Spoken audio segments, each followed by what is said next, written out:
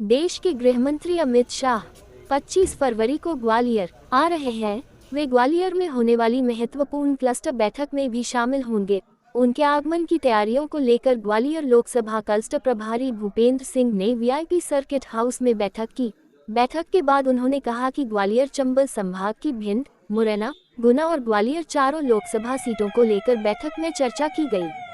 भूपेंद्र सिंह ने PCC chief Jitu Patwari के उस बयान पर पलटवार किया जब जीतू पटवारी ने अपने एक बयान में कहा था कि प्रदेश में पहले झूठ का मामा और अब क्राइम के काका है। भूपेंद्र सिंह ने कहा कि जीतू पटवारी की बात सुनता कौन है, वह तो खुद ही चुनाव हार गए हैं। वहीं पश्चिम बंगाल संदेश रखवाली के सवाल पर भूपेंद्र सिंह ने कहा कि पश्चिम बंगाल में लोकतंत्र पूरी तरह समाप्त हो गया। पश्चिम बंगाल अपराधियों के संरक्षण में चला गया है। पश्चिम बंगाल की सरकार पूरी तरह अपराधियों को खुला संरक्षण दे रही है। देश की महिलाएं इस घटना से प्रभावित हैं। साथ ही भूपेंद्र सिंह ने मध्य प्रदेश में आ रही राहुल गांधी की भारत जोड़ो न्याय यात्रा पर कहा कि उन्होंने पहले भी इस तरह की यात्रा की थी, जिसका परिणाम सामने आ चुका है। उन्हें विधानसभा चुनाव में सिर्फ कुछ ही सीटें मिली। जो तय करते हैं माननीय अमित शाह जी 25 तारीख को ग्वालियर आ रहे हैं और ग्वालियर कलेक्टर की चारों लोकसभा क्षेत्र की प्रबंध समिति और कोर समिति की बैठक को लेंगे। लोगों से कार्यकर्ताओं से चर्चा करेंगे और मार्गदर्शन का हम सबको प्राप्त होगा।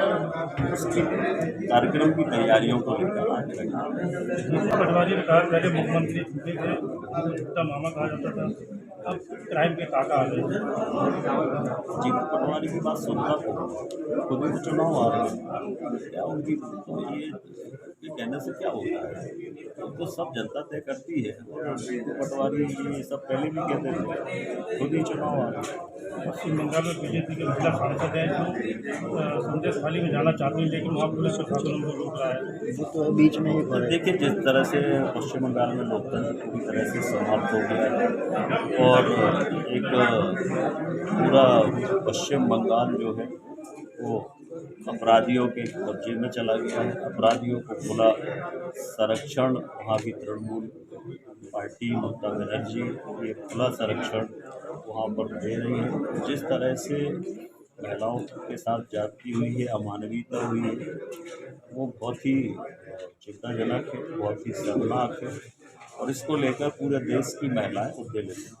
दिग्विजय सिंह लगातार यहाँ बैठक कर रहे हैं, राहुल गांधी की यात्रा आने वाली है, कैसे ये देखिए, वो अपनी पार्टी का काम कर रहे हैं। विधानसभा में भी उन्होंने अपनी पार्टी का काम किया था, 65 सीटें मिली। अब लोकसभा में जितने मिलेंगी वो पता चलेगा। राहुल गांधी की यात्रा आने वाली है, उसका कितना प्रभाव देखने को मिलेगा? कांग्रेस आउटडेटेड हो गई है, कोई यात्रा और ये सब को इसका मतलब ही नहीं है। जैसे बाकी चीज़ें आउटडेटेड हो गई है, चिट्ठी खड़ी है, ये सब आउटडेटेड हो गई, ऐसे कांग्रेस आउटडेटेड हो गई, तो क्या उनकी यात्रा से क्या होगा।